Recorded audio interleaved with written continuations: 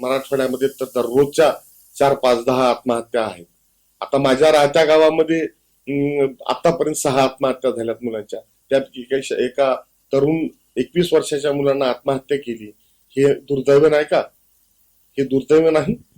याचा विचार कोणी केला पाहिजे. आमच्या आमच्या या कथेचा विचार कोणी करत नाही. आमच्या या गाथेचा विचार कोणी करत नाही. यशोगाथेचाही कोणी विचार करत नाही. आम्ही जगतो कसं, मरतो कसं, याचाही विचार कोणी केला जात नाही.